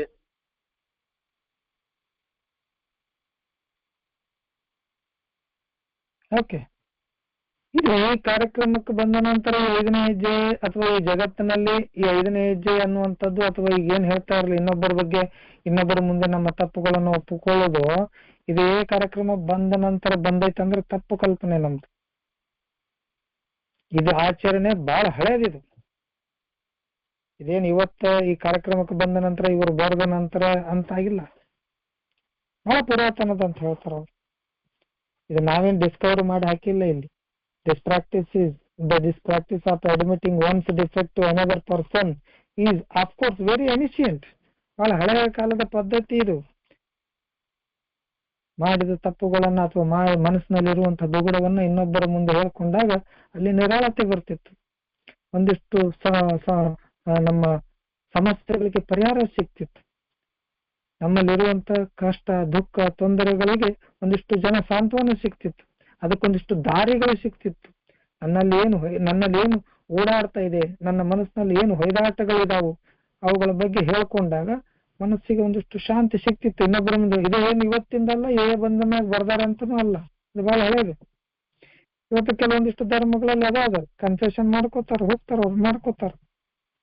ಪ್ರತಿ ಶತಕದಲ್ಲೂ ಅಂದ್ರೂ ಪ್ರತಿ ಶತಮಾನದಲ್ಲೂ ಕೂಡ ಇದರ ಬಗ್ಗೆ ಒಂದಿಷ್ಟು ಮೌಲ್ಯಗಳನ್ನ ಕಂಡುಕೊಂಡಿವಿ ನಾವು. ಇದರಿಂದ ಏನು ಒಳ್ಳೇದಾಗ್ತದ ಅನ್ನುವಂಥದ್ದು. It has been validated in every century. ಪ್ರತಿ ಶತಮಾನಗಳಲ್ಲೂ ಇದರ ಮಹತ್ವವನ್ನು ನಾವು ಕಂಡುಕೊಂಡಿವಿ. ನಿಜವಾದ ಆತ್ಮಿಕ ಹಾಗೂ ಧಾರ್ಮಿಕ ವ್ಯಕ್ತಿಗಳ ಜೀವನದ ವಿಶಿಷ್ಟ ಭಾಗವಾಗಿದೆ ಇದು. ನಿಜವಾದ ಅಂತ ಹೇಳ್ತಾರ, ಮತ್ತೆ ಎಲ್ಲಾಗಿರ್ಲಿ ಬಹಳ ಪುಂಗಿದಾಸರು ಬರ್ತಾರ, ಆ ಮಾತು ಬೇರೆ, ಮತ್ತ ಅವರು ಇವರು ಅಂತಲ್ಲ. ಕಾಯಿ ಹಾಕಿದವನ್ನೆಲ್ಲವೂ ಆಧ್ಯಾತ್ಮಿಕ ಗುರು ಅಂತಲ್ಲ, ಮಠದಾಗ ಕುಂತವ್ ಎಲ್ಲವೂ ಆಧ್ಯಾತ್ಮಿಕ ಗುರು ಅಂತಲ್ಲ. ಅವ್ರು ಹೇಳ್ತಾರೆ ನಿಜವಾದ ಆತ್ಮಿಕ ಹಾಗೂ ಧಾರ್ಮಿಕ ವ್ಯಕ್ತಿಗಳ ಜೀವನದ ವಿಶಿಷ್ಟ ಭಾಗವಾಗ ಇದು. ಈ ಲೈಫಿನ ವಿಶಿಷ್ಟ ಭಾಗ ಅವ್ರದ್ದು. ಆ ತೇಜಸ್ಸು, ಆ ಮಾತು, ಆ ಶೈಲಿ, ಅವರು ಪ್ರತಿ ಸನ್ನಿವೇಶವನ್ನ ನೋಡುವಂತಹ ರೀತಿಗಳು ಅದು ಬೇರೆನೆ ಇರ್ತದೆ. ಈ ತಮಟೆ ಹೊಡೆಯೋರ ಬೇರೆ ಅಂತ ಹೇಳ್ತಾರಲ್ಲ, ಹಂಗಿದೆ. and it characterizes the lives of all spiritually centered and a truly religious person. ನಿಜವಾಗಿ ಯಾರು ಅಧ್ಯಾತ್ಮವನ್ನ ನೋಡ್ತಾರೆ, ಯಾರು ಅಧ್ಯಾತ್ಮದ ಪ್ರಕಾರ ಬದುಕನ್ನು ಸಾಗಿಸ್ತಾರ, ನಿಜವಾದ ಧರ್ಮದ ರೀತಿಯಲ್ಲಿ ಯಾರು ನಡ್ಕೊಳ್ತಾರ, ಅವರ ಒಂದು ಅತ್ಯಂತ ಪ್ರಮುಖ ಭಾಗ ಇದು ಏನು ಇನ್ನೊಬ್ಬರಲ್ಲಿ ಹೇಳ್ಕೊಳ್ಳೋದು. ಇವತ್ತು ಧರ್ಮ ಅಷ್ಟೇ ಈ ಸಂರಕ್ಷಕ ದೇಹವನ್ನು ಸಾರುವುದಿಲ್ಲ, ಧರ್ಮ ಅಷ್ಟೇ ಇದನ್ನು ಹೇಳುವುದಿಲ್ಲ. But today religion is by no means the sole advocate of this saving principle. ನಾವಷ್ಟೇ ಮಾಡ್ಬೇಕಿದನ್ನ, ನಾವಷ್ಟೇ ಹೇಳ್ಬೇಕು, ನಾವಷ್ಟೇ ಏನಂತ ಆಚಾರ ಹೇಳ್ಬೇಕಂತ ಏನಿಲ್ಲ. ಇವತ್ತು ಧರ್ಮದ ಗುರುಗಳು ಮಾತ್ರ ಇದನ್ನ ಸಾರುವುದಿಲ್ಲ. ಇವತ್ತು ಮನಃಶಾಸ್ತ್ರಜ್ಞರು, ವಿಜ್ಞಾನಿಗಳು, ಮನಃಶಾಸ್ತ್ರಜ್ಞರು ಅಥವಾ ಸೈಕ್ಯಾಟ್ರಿಸ್ಟ್ಗಳು, ವೈದ್ಯರು ಕೂಡ ಇವುಗಳನ್ನ ಹೇಳ್ತಾರೆ. ಇವತ್ತು ಇಂತಹ ಇನ್ನೋರ್ವರೊಂದಿಗೆ ಅಥವಾ ಮತ್ತೊಬ್ಬರೊಂದಿಗೆ ನಮ್ಮಲ್ಲಿರುವಂತಹ ಗುಣದೋಷಗಳ ಬಗ್ಗೆ ಚರ್ಚೆ ಮಾಡೋದ್ರಿಂದ ಏನು ಲಾಭ ಸಿಗ್ತದ ಅನ್ನುವಂಥದ್ದನ್ನ ಅವ್ರು ಹೇಳ್ತಾರ. ಸಿಗ್ತದ. ಇವತ್ತು ನನ್ನ ತಪ್ಪುಗಳಲ್ಲಿ ಗುರ್ತಾಗ್ತದ, ನನ್ನ ತಪ್ಪುಗಳಿಗೆ ಕೆಲವೊಂದಿಷ್ಟು ಸಮಾಧಾನಗಳು ಸಿಗ್ತಾವು, ಕೆಲವೊಂದಿಷ್ಟು ಒಳ್ಳೆ ದಾರಿಗಳು ಸಿಗ್ತಾವೆ. ಇನ್ನೊಬ್ಬರು ನಮ್ಮೊಳಗೆ ಅಡಗಿಸಿ ಇಟ್ಕೊಂಡು ಕುಂತ್ರೆ ಏನಾಗ್ತದೆ, ನಾನು ಮಾಡಿದ್ದ ಸರಿ ಅನ್ನುವಂಥದ್ದಿದ್ರೆ ಏನಾಗ್ತದೆ. ಯಾವಾಗ ಅದನ್ನು ಇನ್ನೊಬ್ಬರ ಮುಂದೆ ಹೇಳಿದಾಗ ಅದು ತಪ್ಪು ಸರಿ ಅನ್ನುವಂಥದ್ದು ಅವನ ದೃಷ್ಟಿಯಿಂದ ನಮಗೆ ಗುರ್ತಾಗ್ತದ. ಅವ ಯಾವ ರೀತಿ ಅದನ್ನು ಹೇಳ್ತಾರ ಅನ್ನೋದು ಗುರ್ತಾಗ್ತದೆ. ಅಮಲಗಳ ಮಟ್ಟಿಗೆ ಅಥವಾ ನಮ್ಮಗಳ ಮಟ್ಟಿಗೆ ಅಥವಾ ಅಮಲ್ ರೋಗಿಗಳ ಮಟ್ಟಿಗೆ ಇನ್ನೂ ಅಷ್ಟು ಮುಂದೆ ಹೋಗ್ತದೆ.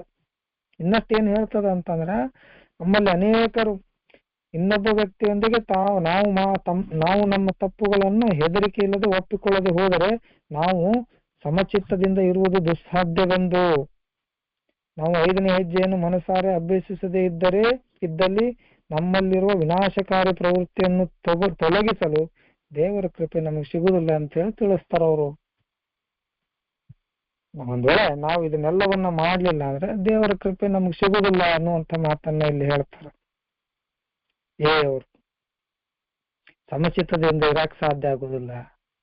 ಅದೇ ಕಿರಿಕಿರಿ ಮನುಷ್ಯ ಕಿರಿಕಿರಿ ಜೀವನಗಳನ್ನ ಸಾಗಿಸ್ತೀವಿ. ಬದುಕು ಅಷ್ಟು ಚಂದ ಇರುವುದಿಲ್ಲ, ಪ್ರಶಾಂತವಾಗಿರುವುದಿಲ್ಲ, ನೆಮ್ಮದಿ ಇರುವುದಿಲ್ಲ, ಸಂತೋಷ ಇರುವುದಿಲ್ಲ. ಕುಡಿತವನ್ನು ದೂರ ಆಗಬಹುದು, ಇಲ್ಲ ಅಂತಲ್ಲ.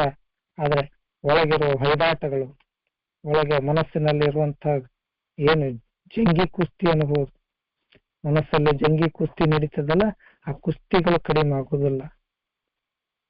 ಯಾವುದು ಸರಿ ಯಾವುದು ತಪ್ಪು ಅನ್ನುವಂಥ ನಿರ್ಧಾರಕ್ಕೆ ಬರುವುದಿಲ್ಲ. ತೆಗೆದುಕೊಂಡ ಎಲ್ಲ ನಿರ್ಧಾರಗಳು ಸರಿಯಾಗ್ತಾವಂತಲ್ಲ, ಗೊಂದಲ ಇರ್ತದ, ಸಮಸ್ಯೆಗಳು ಬರ್ತಾವ ಅಂತ ಹೇಳ್ತೇವೆ. ಈಗಲೂ ಹೇಳ್ತಿರ್ತೀವಿ ಶೇರಿಂಗ್, ಈಗ ಸಮಸ್ಯೆಗೆ ಏನು ಕೊರತೆ ಇಲ್ಲ, ಆದ್ರೂ ಸಮಸ್ಯೆಗಳ ಜೊತೆ ಜೀವನ ಮಾಡಾಕತ್ತೀನಿ. ಸಮಸ್ಯೆಗಳ ಜೊತೆ ಜೀವನ ಮಾಡ್ಬೇಕಂದ್ರೆ ಬರ್ಬೇಕು ಯಾಕಿಲ್ಲಿ, ಯಾಕೆ ಬರ್ಬೇಕು? ಸಮಸ್ಯೆಗಳ ಮೂಲ ಸಮಸ್ಯೆ ಇದು. ಕುಡಿತ ಮೂಲ ಸಮಸ್ಯೆ ಅಲ್ಲ ನಮ್ದು. ನಮ್ಮ ಮೂಲ ಸಮಸ್ಯೆ ನನ್ನ ದೋಷಗಳು, ನನ್ನಲ್ಲಿರುವಂತ ಸ್ವಭಾವದ ದೋಷಗಳು. ಅದನ್ನ ನಾವು ಮಾಡದೆ ಹೋದ್ರೆ ದೇವರ ಕೃಪೆ ನಮ್ಗೆಲ್ಲಿ ಸಿಗ್ತದೆ? ಈ ವಿನಾಶಕಾರಿ ಪ್ರವೃತ್ತಿಯನ್ನು ತೊಲಗಿಸಲು ದೇವರ ಕೃಪೆ ನಮಗೆ ಸಿಗುದಿಲ್ಲ ಅಂತೇಳಿ ನಮ್ಮ ಹೇಳ್ತಾರ, ಮುಂದುವರೆದು ಹೇಳ್ತಾರ ಅವರು. ಇದನ್ನ ಮನಃಶಾಸ್ತ್ರಜ್ಞರು ಹೇಳುದಿಲ್ಲ, ಧರ್ಮದ ಗುರುಗಳು ಹೇಳುದಿಲ್ಲ, ನಮ್ಮವ್ರು ಹೇಳ್ತಾರೆ ಇದನ್ನ. ಹೌದು, ನಮಗೆ ಹಿಂಗಾಗಿದೆ ಅಂತ ಹೇಳಿ 100% ಇದೆ. ನೋಡಿ, ನಾವು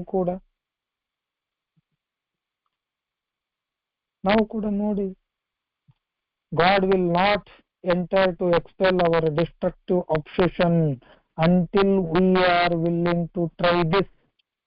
ದೇವರು ಕೂಡ ರೆಡಿ ಆಗುದಿಲ್ಲ. ದೇವರು ಕೂಡ ರೆಡಿ ಆಗುದಿಲ್ಲ.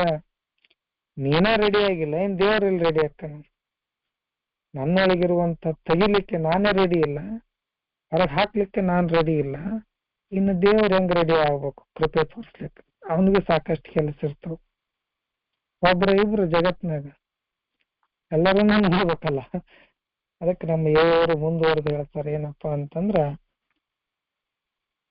It seems plain that the grace of God will not enter to expel, ಹೊರಗೆ ಹಾಕ್ಲಿಕ್ಕೆ, ಎಕ್ಸ್ಪೆಲ್ ಅವರ್ ಡೆಸ್ಟ್ರಕ್ಟಿವ್ ಅಬ್ಸೆಷನ್, ಈ ವಿನಾಶಕಾರಿ ಮಾನಸಿಕ ಸೆಳೆತವನ್ನ ಹೊರಗೆ ಹಾಕ್ಲಿಕ್ಕೆ ತಯಾರಾಗುವುದಿಲ್ಲ. ಎಲ್ಲಿ ಮಟ್ಟ ನಾವು ತಯಾರಾಗುವ ಮಟ್ಟ ಇದು ಆಗುವುದಿಲ್ಲ ಅನ್ನುವಂಥದ್ದನ್ನ ಅವರು ನಮಗಿಲ್ಲಿ ತಿಳಿಸ್ತಾರ. ಸೊ ಇನ್ನೊಂದು ಪ್ಯಾರ ಓದಿ ಸ್ನೇಹಿತರು ಪ್ಲೀಸ್. ಐದನೇ ಹೆಜ್ಜೆಯಿಂದ ನಮಗೇನು ಲಭಿಸುತ್ತದೆ? ಮೊದಲನೆಯದಾಗಿ ನಮ್ಮಲ್ಲಿ ಮನೆ ಮಾಡಿರುವ ಏಕಾಂಗಿತನದ ಭಾವನೆಯು ತೊಲಗಿ ಹೋಗುತ್ತದೆ. ಅಮಲರೋಗಗಳಲ್ಲಿ ಹೆಚ್ಚಾಗಿ ಪ್ರತಿಯೊಬ್ಬರು ಈ ಏಕಾಂಗಿತನದಿಂದ ನರಳುತ್ತಾರೆ. ನಮ್ಮ ಅಮಲ ಹೆಚ್ಚಿ ಸಮಸ್ಯಾತ್ಮಕ ಕುಡಿತವಾಗುವುದಕ್ಕಿಂತ ಮುಂಚಿನಿಂದಲೇ ನಾವು ಎಲ್ಲೇ ಸಂಬಂಧಿವರಲ್ಲ ಎನ್ನುವ ಏಕಾಂಗಿತನದ ಭಾವನೆಯು ನಮ್ಮಲ್ಲಿ ಹೆಚ್ಚಿನವರ ಸಮಸ್ಯೆಯಾಗಿತ್ತು. ಒಂದೇ ನಾವು ನಾಚಿಕೆ ಸ್ವಭಾವದವರಾಗಿ ಇದ್ದೆವು.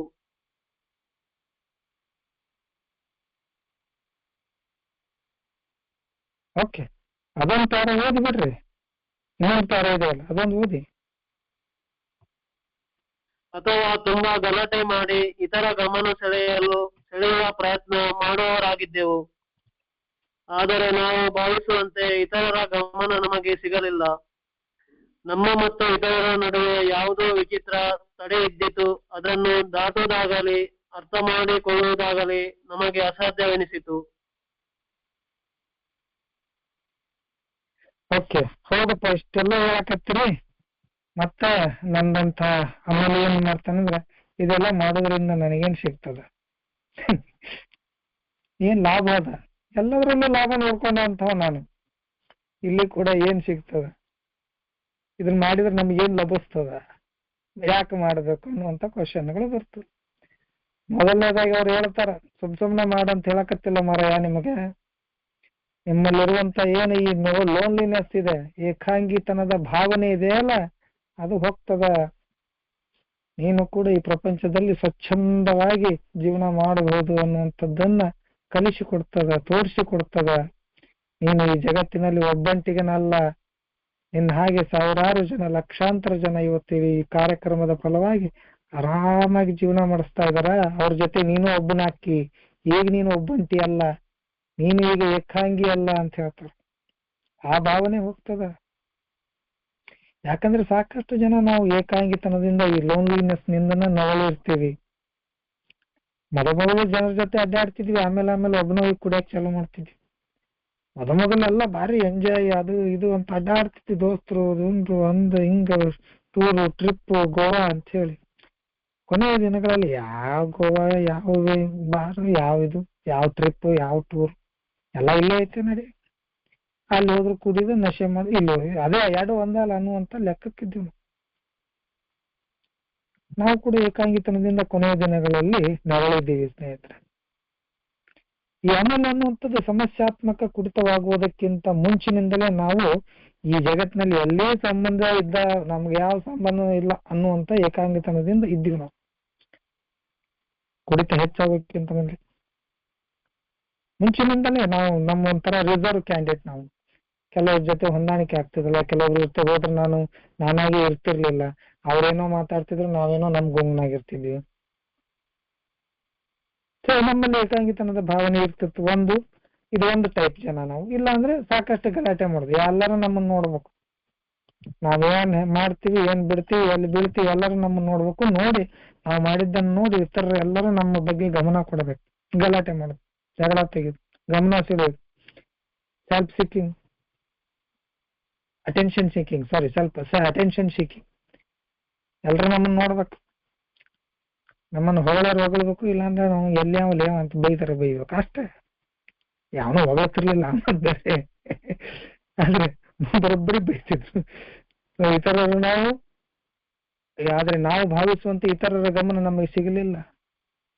ನಾವೇನೋ ಅನ್ಕೊಂಡ್ಬಿಟ್ಟಿದ್ವಿ, ಕುಡಿದು ಎಲ್ಲ ಮಾಡಿಬಿಟ್ರೆ ಸಿಕ್ಕಿ ಬಿಡ್ತದ ನಮ್ ಗಮನ, ಎಲ್ಲರೂ ನಮ್ಮನ್ನ ಅಪ್ರಿಶಿಯೇಟ್ ಮಾಡ್ತಾರ, ನಮ್ಮನ್ನ ನೋಡ್ತಾರ, ನಮ್ಮನ್ನ ಗುರುತು ಹಿಡಿತಾರ ಅಂತ ಹೇಳಿ ಅನ್ಕೊಂಡಿದ್ವಿ. ಯಾವ ನೋಡ್ತಾನ್ರಿ? ಅವ್ರವ್ರ ಜಗತ್ತ, ಅವ್ರವ್ರ ಬದುಕ ಅವ್ರಿಗೆ ರಗಡೆ ಇರ್ತದ. ನಮ್ಮಂತವ್ರನ್ನ ಯಾರು ನೋಡ್ತಾರ? ಅದಕ್ಕೆ ಹೇಳ್ತಾರ ಅವ್ರು, ನಮ್ಮ ಮತ್ತು ಇತರರ ನಡುವೆ ಯಾವುದೋ ವಿಚಿತ್ರವಾದ ಒಂದು ತಡೆ ಇತ್ತು, ಒಂದು ವಾಲ್ ಇತ್ತು ಅಂತ ಹೇಳ್ತಾರೆ. ನಮ್ಮನ್ನ ಅವ್ರು ನೋಡ್ಲಿಲ್ಲ, ನಾವು ಅವ್ರನ್ನ ನೋಡ್ಲಿಲ್ಲ, ನಮ್ಮನ್ನ ಅವ್ರು ಅರ್ಥ ಮಾಡ್ಕೊಳ್ಲಿಲ್ಲ, ಅವ್ರನ್ನ ನಾವು ಅರ್ಥ ಮಾಡ್ಕೊಳಕ್ಕಾಗ್ಲಿಲ್ಲ. ಅಲ್ಟಿಮೇಟ್ಲಿ ಕುಡುಕರನ್ನ ಕಡೆಗೆ ಯಾರು ಅರ್ಥ ಮಾಡ್ಕೊಳಕ್ ಆಗ್ಲಿಲ್ಲ ಅನ್ನುವಂತ ಒಂದು ಸೆಂಟೆನ್ಸ್ ಅನ್ನ ಹೇಳಿ ಅವತ್ತಿನ ರಾತ್ರಿ ಪಾರ್ಟಿ ಮುಗಿಸ್ತಿದ್ವಿ. ಸೊ ಅದನ್ನ ದಾಟೋದಾಗ್ಲಿ, ಅರ್ಥ ಮಾಡಿಕೊಳ್ಳೋದಲ್ಲಾಗ್ಲಿ ನಮ್ಗೆ ಅಸಾಧ್ಯ ಆಗಿತ್ತು ಸ್ನೇಹಿತರೆ, ಅಸಾಧ್ಯ ಆಗಿತ್ತು.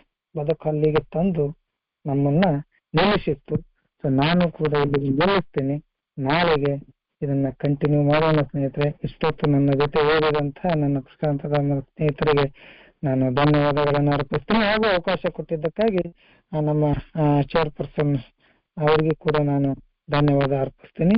ಆಮೇಲೆ ಆಲಿಸಿದಂತ ತಮ್ಮೆಲ್ಲರಿಗೂ ಕೂಡ ನಾನು ಧನ್ಯವಾದ ಅರ್ಪಿಸ್ತೀನಿ. ತುಂಬಾ ಧನ್ಯವಾದಗಳು ಸರ್ ಎಲ್ಲರಿಗೂ. Thank you very much. ತುಂಬಾ ಧನ್ಯವಾದಗಳು ಅರುಣ್ ಸರ್. ನಮಗೆ ಒಳ್ಳೆಯ ರೀತಿಯಲ್ಲಿ ಒಂದು ಅನುಭವ ಹಾಗೂ ವಿವರಣೆ